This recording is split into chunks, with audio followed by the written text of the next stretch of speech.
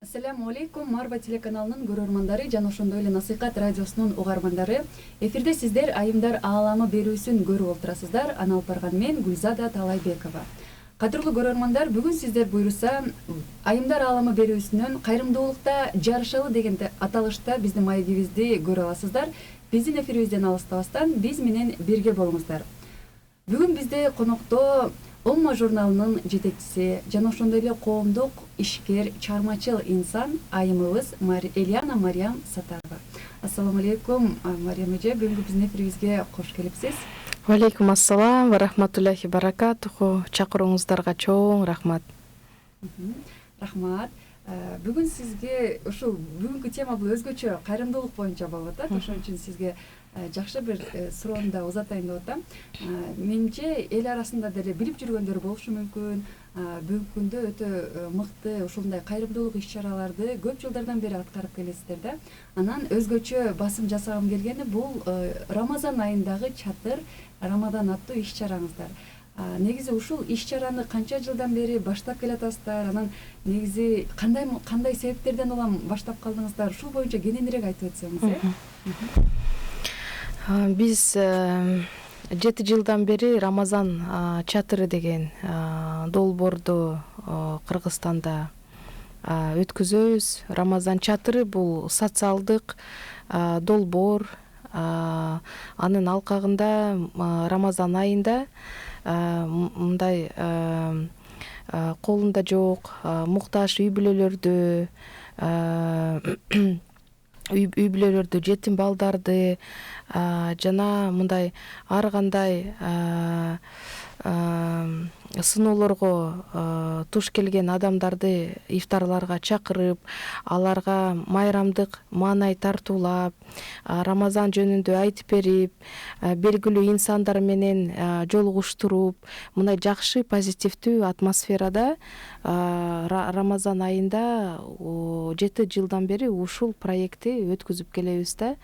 Анан албетте бул проект элдик проект десек болот, элдик долбоор. Анткени көп эле биздин кыргызстандык жарандар колдоп, биздин ишкерлер, биздин белгилүү инсандар, биздин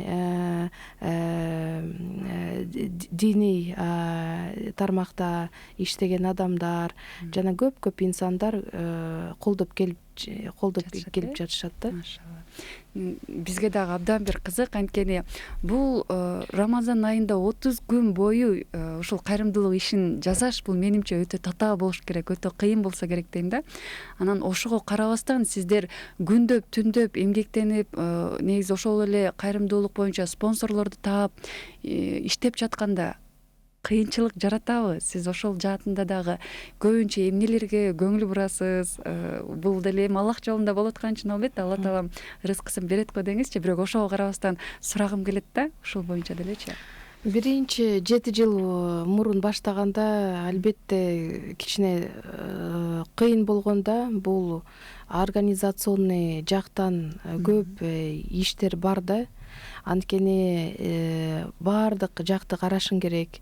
Адамдардын списоктарын, кимди чакырасың, кантип уюштурасың, күнүгө, анткени күнүгө болуп атпайбы ифтарлар. Анан мындай маалымат берүү, анан 7 жыл мурда ушундай долбоор жок болчу Кыргызстанда. Башка өлкөлөрдө бар болчу да, мындай Татарстанда, Турцияда жана башка өлкөлөрдө карасак, ушундай чатырларды тигип, анан Рамазан айында ар бир адам муктаж болсо же орозо кармап атса барып ошол жерде ифтар кылса болот эле да. Анан Кыргызстанга ошондой долбоорду баштадык. Биринчи максат бул айтып кеткендей ушул муктаж адамдарды маанайын көтөрүү да. Анан Рамазан бул мээримдүүлүктүн, бул бири-бирибизге көңүл буруу деп айтып койсок болот да. Анан биринчи ушундай чоң өзүбүз чатырды заказ берип, өзүбүздүн күчүбүз менен бир кичинекей ушундай чатыр тиккенбиз да, Арабаев университетинин коросунда разрешение алып. Анан экинчи жылы болсо 300 адамга ушундай чоң чатыр заказ берип, өзүбүз краскалап, өзүбүз аны украшать этип, өзүбүз обслуживать этип, программаларды түзүп, баарыбыз мындай жаштардын күчү менен кылып кеткенбиз да. Анан Кудайга шүгүр, уже 3-чү жылы ошол чатырды Ош шаарында коюп, мындай центральный местода. Анан ушул проект белгилүү болуп кетти да. Андан уже 4-чү жыл башталганда мына Кайнар групп деген ушундай биздин демерчилер пайда болду. Алар дагы айтышты, биздин корообузда койсоңор болот депчи, ушундай колдоп берели деп. И мына ушул жылдын аралыгында көп элдерге таанымал болуп, биздин эле жарандар колдоп атышат да. Мен айтып кетким келет, мына биз эмне менен айырмаланабыз да. Анткени биякта бир чет мамлекеттик демерчү жок да, же бир фонд мындай демерчү жок.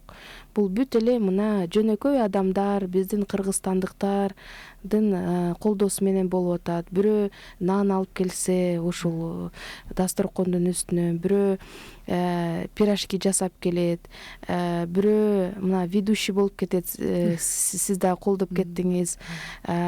Биздин диний ишкерлер келип Рамазан жөнүндө айтып кетет. Ушундай баардыгы биригип мындай жакшы проект болуп атты да. Анан биякта мындай колдогон адамдар бай эле эмес. Кээ бир кезекте өздөрү дагы муктаж да, же өздөрү мындай ооруп, кыйналып жүргөн адамдар дагы болот да.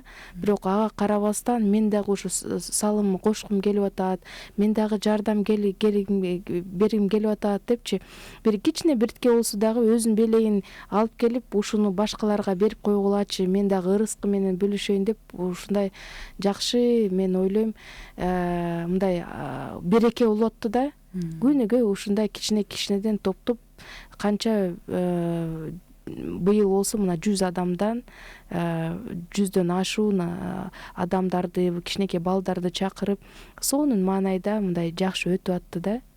Машалла. Ооба, туура айтасыз. Мен дагы кошулам айтканыңызга. Мен дагы чындыгында жанакы алып баруучу болуп барганымда ушунчалык жүрөгүм мындай эзилип, өзүмчө сүйүндүм да. Ал жерде эми жанакы мүмкүнчүлүгү чектелген балдар келип атты, жетим ар кандай ата энесинен ошо ата энеси жок балдар келип атты.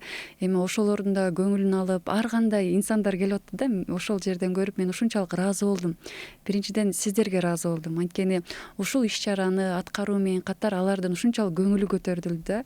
Анан ошол эле учурда мындай бир мотивация болду десек деле болот да. Мындай кайсы бир деңгээлде. Анткени иш-чаранын алкагында билим, ислам боюнча дагы бир канча программалар болду да. Анан ошол учурда балдардын дагы өзүнчө бир умтулганын байкадым. Кийинкиде мен бул сүрөдөн дагы башка сүрөлөр жаттап келем, дагы даярданам депчи, анан көрүп сүйүнүп калдым да, машалла. Демек ушул учурдан пайдаланып деле биз аларга мотивация берсек болот экен да депчи. Анан жакшы, сонун айтып бердиңиз. Бул жерде бир эле байлар гана эмес, же болбосо бизнеси барлар гана эмес, жада калса карапайым гана үй бүлөлөр деле кайрымдуулук жасай алат экендигин сиз дагы бир жолу даңазалап айтып өттүңүз да. Ооба, мына бир мисал айтып кетсем, азыр жакшы мындай традиция болуп келе жатат. Кээ бир жөнөкөй үй бүлөлөр келип айтып атышты, мен ата энебизге Куран окутубуз келип атат, бирок мындай исраф көп кылганча бияка келип ушул муктаж үй бүлөлөргө сообу тийсин депчи. Ошондой дагы болуп атты. Же мына 100 адамды чакырсак, бирөө келип мен 20 адамга ифтар төлөп берейин, бирөө мен 50 адамга деп, 3 үй бүлө, тааныбаган үй бүлө мындай биригип ошондой дагы ифтарлык кылып атышты да. Анан эмне дагы айткым келет, мына 100 адамды чакырсак, ушул адамдар биз бири-бирибизди тааныбайбыз да. эч ким бири бирин тааныбайт, бирок ошол ифтарга келгенде аябай мындай жакшы атмосферада баарыбыз сүйүнүп кубанып, мындай конкурстар дагы уюштуруп, жылмайып таланттарды көрсөтүп, мындай белгилүү адамдар менен чогуу жөнөкөй мындай атмосферада отурган сонун деп ойлойм да. Анан ушул үлгү менен биз коомго эмне айткыбыз келди? Мына Рамазан айында биз колунда бар адамдарды эле чакырбай, көбүнчө ушул сыноолорго туш келген адамдарды мындай чакырсак деп ушундай үлгү көрсөткүбүз келди да. Анан ушул Рамазан чатыры ичинде эч кандай неме жок да, мындай мен баймын, мен тиякта отурам, сен мындайсың депчи, баарыбыз теңбиз да. Бул ислам да.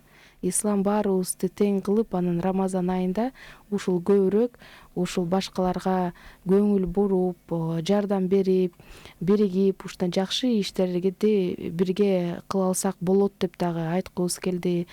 Анан айтып кеткендей, өзүбүздүн күчүбүз менен мындай өзүбүз эле биригип коомдо мусулман катары, ушул Кыргызстандын жарандары катары биригип, өзүбүз деле ушундай көп нерселерди уюштуруп кылсак болот деген үмүтүбүз бар. Анан ушундай үлгү көрсөткүбүз келди да. Ооба, иншаллах, албетте.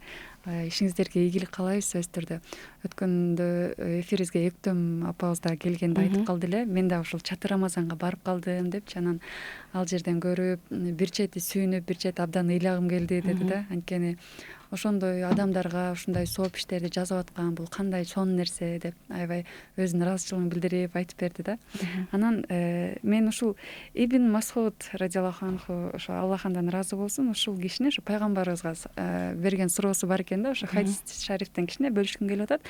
Бул жерде мисалы кээде жашыруун жасаган жакшы иштерим ачыкка чыгып калса дейт, кубанамын, бул күнөө эмеспи деп сураптыр да. Десе пайгамбарыбыз саллаллаху алейхи вассалам 2 барабар сооп табасыз дептир да. Ушул учурдан сурагым келет, сиздерде мындай жашыруун түрдө кылган мындай кайрымдуулук кылгандар болдубу? Негизи эле ошентип бизге кайрылгандар барбы? Ушул боюнча дагы айтып өтсөңүздөр. Балким өзүңүздөр деле кээ бир учурда ошентип жасап Ооба, ошондой адамдар өтө көп. Мен атымды айтпагыла депчи. Бир жөнөкөй эле кыз, кичинекей кыз келип эле күнүгө мындай оюнчуктарды сатып алып калтырып кетип атты да. Балдар келсе ошолорго колдоруна берип коесуңарбы депчи. Мен атым айтпагыла деп. Же бир эжеке бар, өзү инвалидный коляскада да, өзү келип мындай акчалай берип, бизге дагы сооп керек деп. Же карасаң өзү эже муктаж, блинчиктерди жасап алып келип атты. Сокулуктан бир 4 балалуу жалгыз боо эне өзү дагы бир нерселерди жасап алып, ушундай адамдар көп болуп атты да. Анан Кыргызстанда жашаган деле эмес, мына биздин жарандар Америкада же башка өлкөлөрдө, Россияда, тияктан деле мындай барып кой союп койгула, же бир нерсе сатып алгыла, продуктовый пакет берип койгула деп ушундай көп эле адамдар неме болуп атты да, жардам берип атты. Анын ичинде кыргызстандыктар деле эмес, мына биякта Кыргызстанда окуп аткан, жашап аткан биздин пакистандык достор дагы бар. Алар дагы көрүп келип кетип, биз дагы мусулман катары бир нерсе жардам бергибиз келет деп кийимдерди алып келип, белектерин алып келип, ушундай көп адамдар болуп атты да. Анан мен ойлойм, ушундай долбоор баардык башыбызды, элибизди бириктирди да. Анткени ар бир адам кичине болсо дагы өзүнүн салымы кошуп койсо, бирөө өзүнүн кызматын аткарып койсо, мындай жакшы проект кылып, анан ошонун ичинде берекеси көп болду дейм да. Мына даже мындай үлгү катары канча ресторанга барабыз, кандай мындай столдор аябай түркүн тамактар коюлат, биринчи, экинчи, салат, десерт, анан баарын эле жейбиз, кандай жеп атабыз. Бирок ушул Рамазан чатырында мына андай деле мындай столубуз андай деле түркүн эмес, биринчи экинчи, бирок ошонун тамактын дагы берекеси болуп атты да. Баардык адамдар келген айтып атышты, бир эки кашык жегенден кийин уже ошол порцияны дагы жей албай ошону алып кетип атты да. Мен ойлойм, ошо Алла Таала өзү ушундай жакшы иштерге өзүнүн берекесин берет депчи. Анан бир субханалла, бир таң калуучу, мындай таң каласың да ушул Алла Тааланын кудуретинечи. Бир жолу бир ушу Рамазан чатырына бир фонд келип калыптыр да.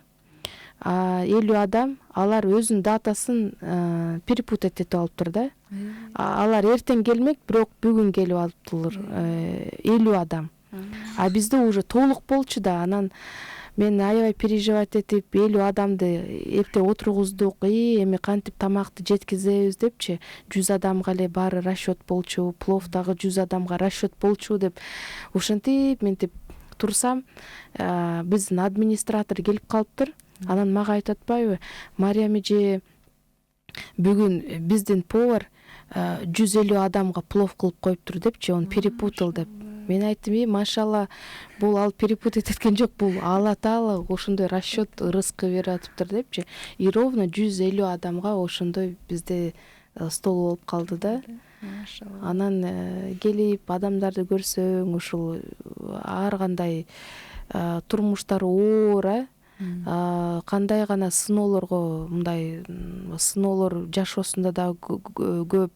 Мындай кээ бир үй бүлөлөрдү көрсөң, жүрөгүң эзилет да, ыйлагың келет. Анткени өзү дагы көзү азиз, эч нерсени көрбөйт. Анан кичинекей 2-3 баласы деле эч нерсени көрбөйт. Анан залдын ичине кирсе, мындай дарактарды кармап, бул эмне депчи, ага карабастан мындай сүйүнүп, кубанып, жашоого караган, мындай көз карашы мындай позитивдүү да, үмүтү бар. Анан ошондуктан мен мындай анализ кылсам, көп үй бүлөлөр биздин ошол Рамазан чатырынын коноктору өздөрүнүн сыноолоруна карабастан эмне ушул дүйнөдө кармап турган, бул үмүт менен жана ушул ислам экен да, ишеним. Ошол ишеним менен жашап, мындай өзүнүн иногда турмушундагы башкача көз караш, анан келип жакшы мотивация алып, сүйүнүп, ыйлап кетип атышты да. Кээ бирлер мындай дүдөйлөрдү дагы чакырып аттык. Анан кээ бир адамдар сценага чыгып, ошол эмоцияларын айта албайт да, сүйлөй албасам, бирок көз жашы кетип атат да. Рахмат депчи, бизди ушундай чакырып, бизге көңүл буруп атасыңар деп, анткени бизде эч ким деле мындай көңүл бурбайт деп. Ушундай көп примерлер аябай көп болуп атты. Анан өкүнүчтүү, азыр жетим балдар дагы көбөйүп атыптыр да Кыргызстандачы.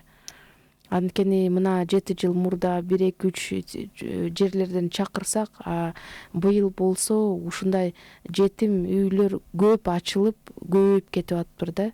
Ошол дагы мындай чоң трагедия деп ойлойм Кыргызстанда. Жетимдер көбөйүп, анан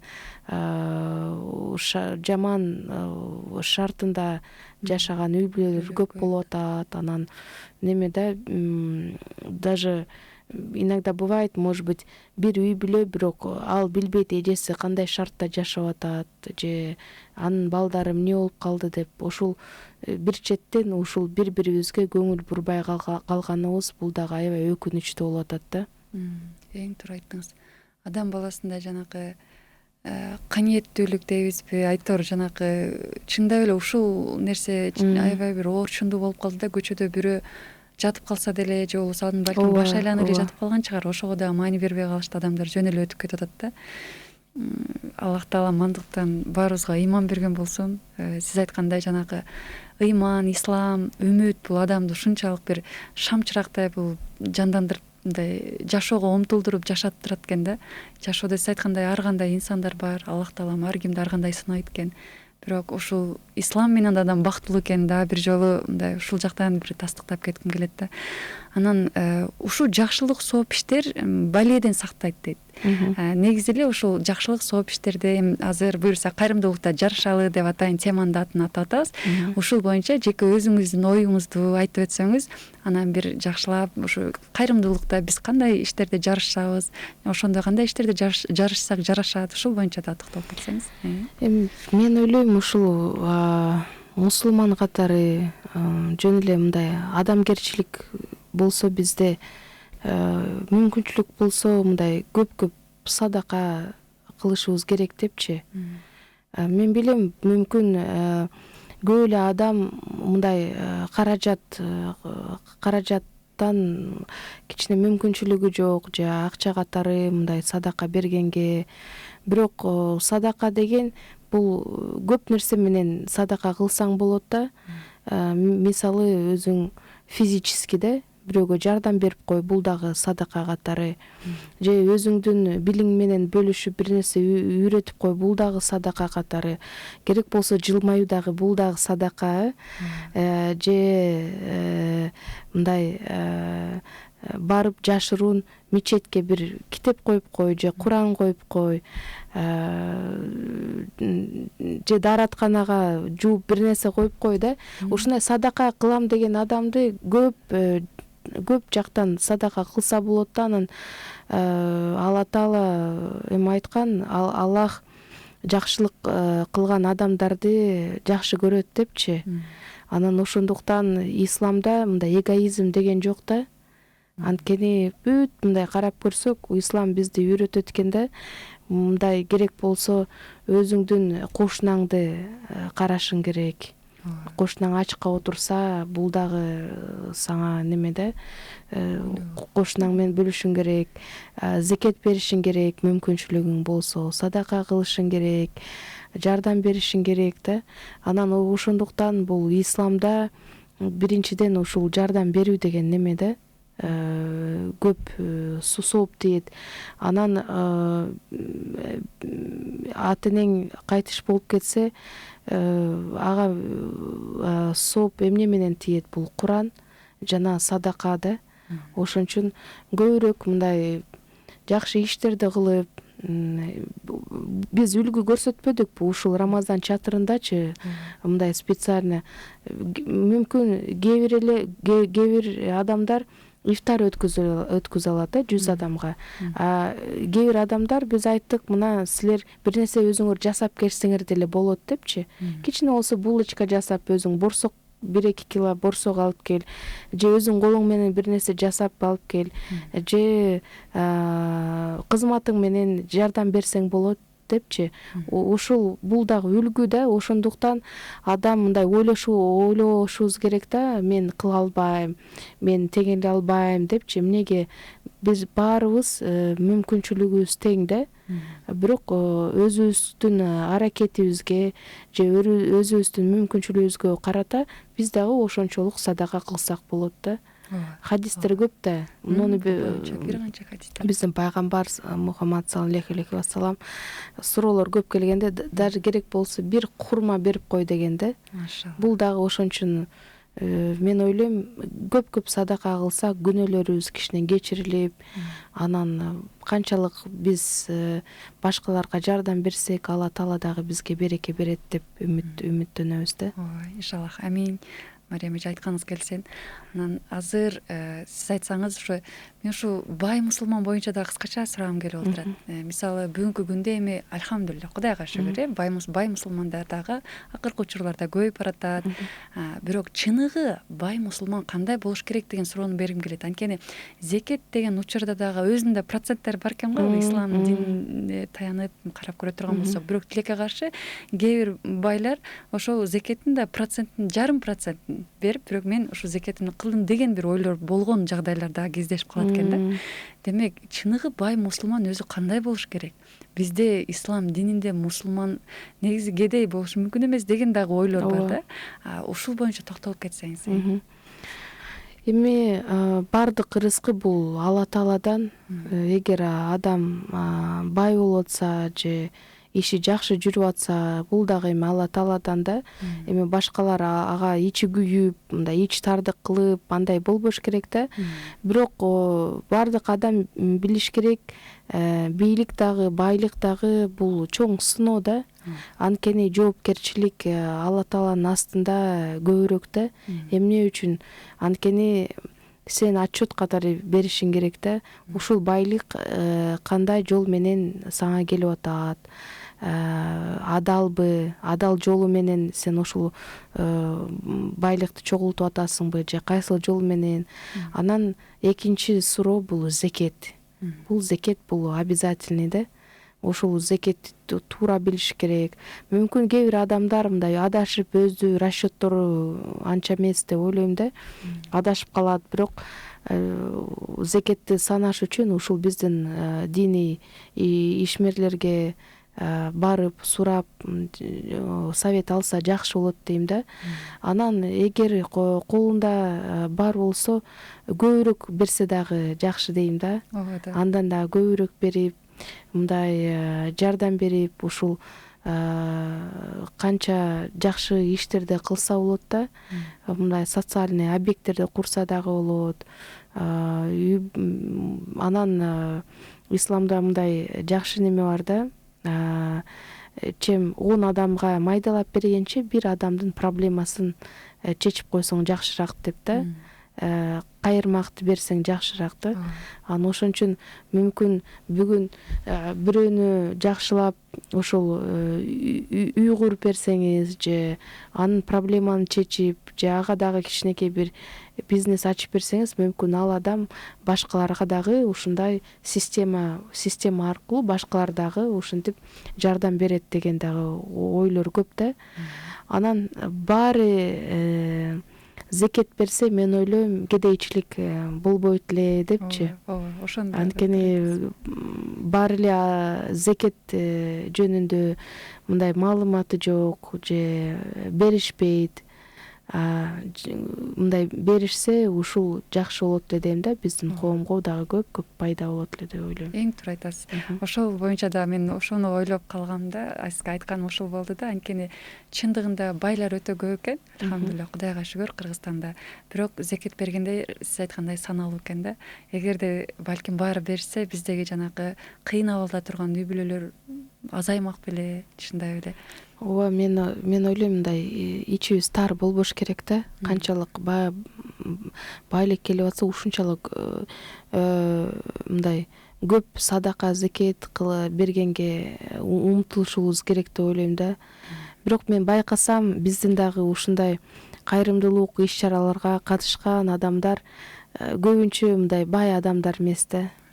Жөнөкөй эле адамдар. Мына Ысык көлдөн бир апа бир жылдары чалып калыптыр. Мен көрүп калып, ушундай балдары келип атыптыр, жетим балдар, ушул ифтарларга. Менде колумда жок, бирок мына менин багымда черешня өсүп атат депчи. Ысык көлдөн бир коробка ушул черешня терип, ошону такси менен жөнөтүп алыптыр да. Машалла. Мынтип карасаң, бир байке такси айдап атканы келип, бир 10 лепешка калтырып кетет. Же өзү тогун союп келип, ошо тогун да калтырып кетет да. Ошон үчүн мен ойлойм, ошол жүрөгүбүз мындай жумшак болуш керек да. Анан көп ойлонушубуз керек, ушул ырыскы.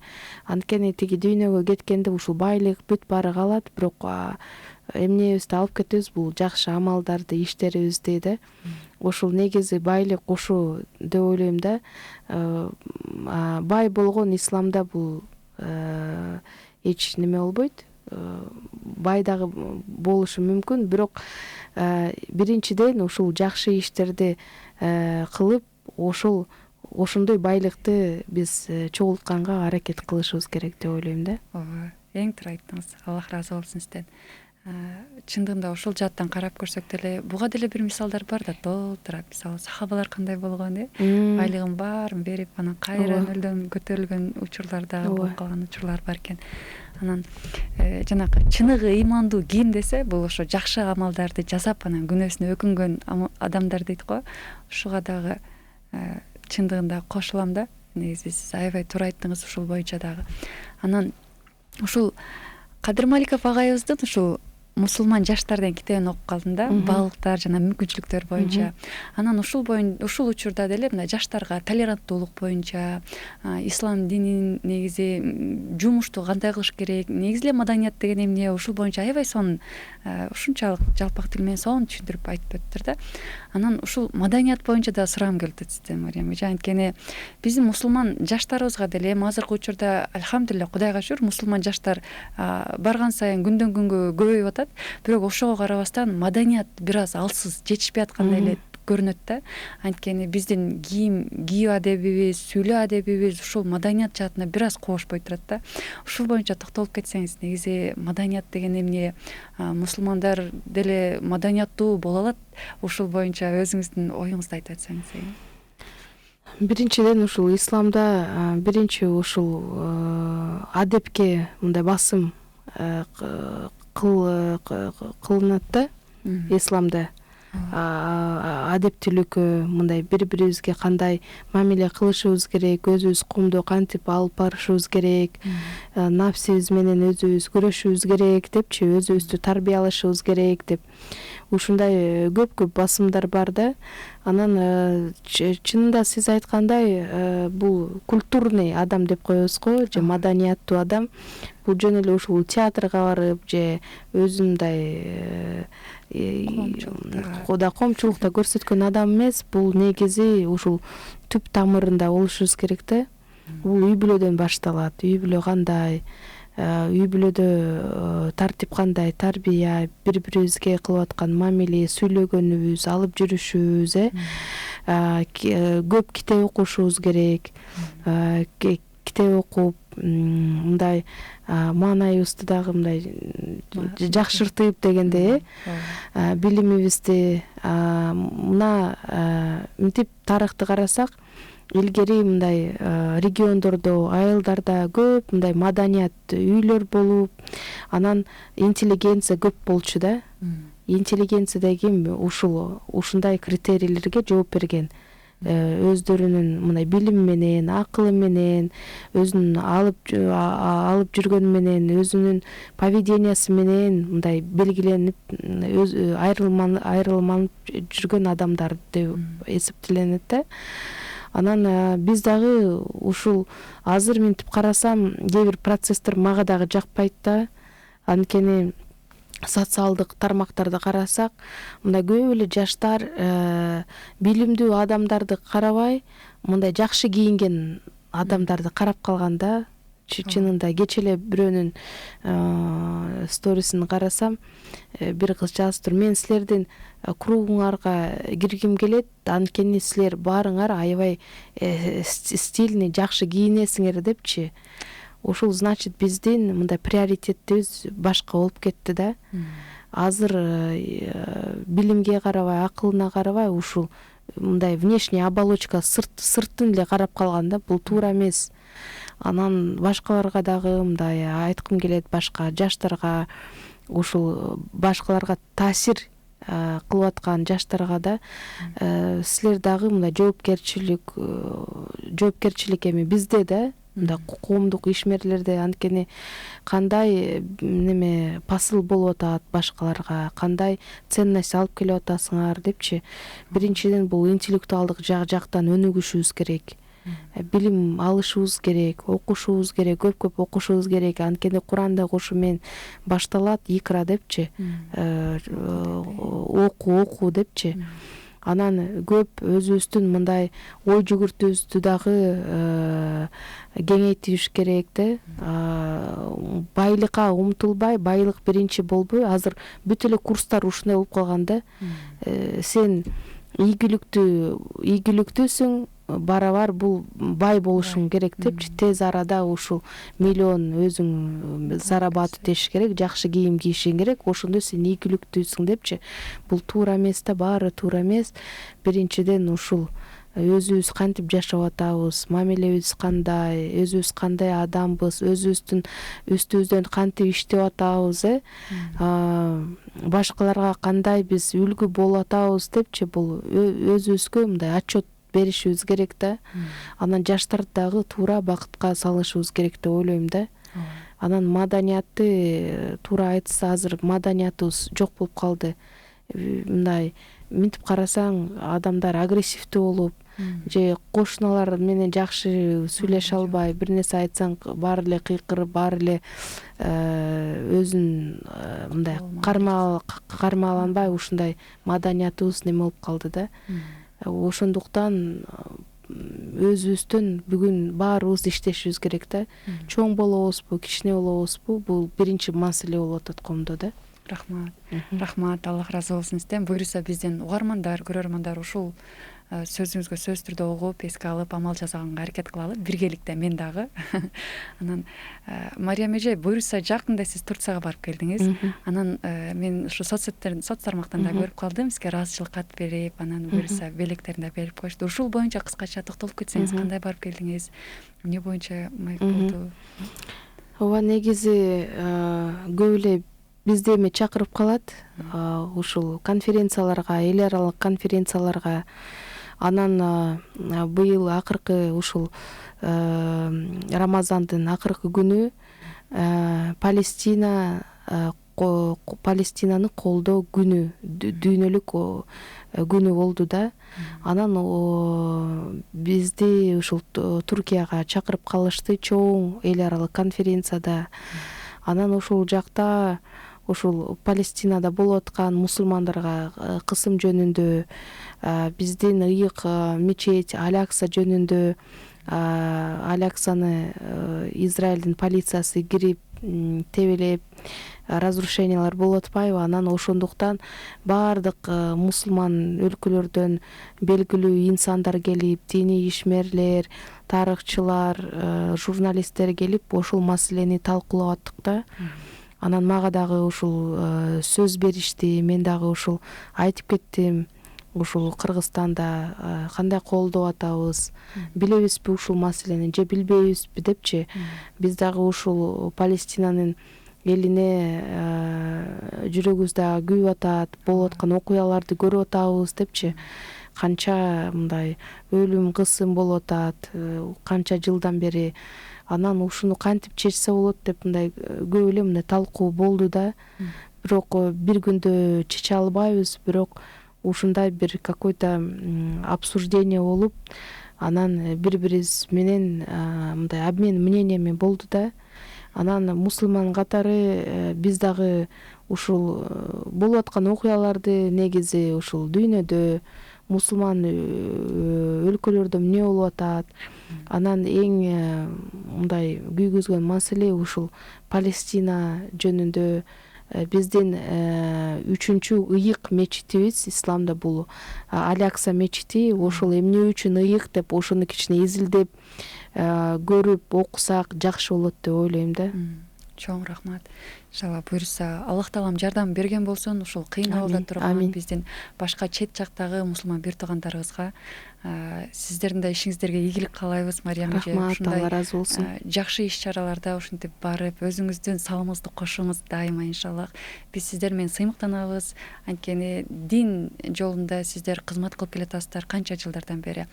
Андыктан биздин көрөрмандарга, угармандарга өзүңүздүн каалоо тилектериңизди айтып өтсөңүз болот. Жардам пайдаланып. Мен биринчиден баарыбызга тынчтык каалайм.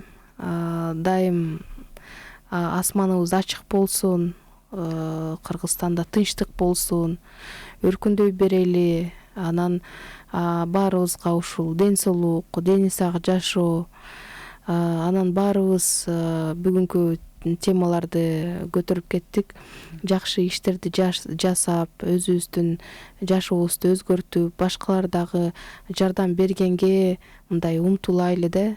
Анткени биз коомдо жашап аткандан кийин ушул коомду өзгөртүш үчүн биринчиден өзүбүздөн баштап үлгү бололу деп ушундай үмүтүм, каалоо тилегим бар эле.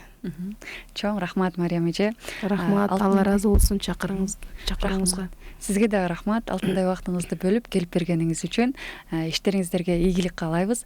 Кадырлуу көрөрмандар, сиздер Айымдар ааламы берүүсүнөн кайрымдуулукта жарышалы деген аталышта маегибизди уктуңуздар. Эфирибизде Умма журналынын жетекчиси Мариям Сатарова болду. Келерки көрсөтүүбүзгө чейин ассаламу алейкум ва рахматуллахи ва баракатух.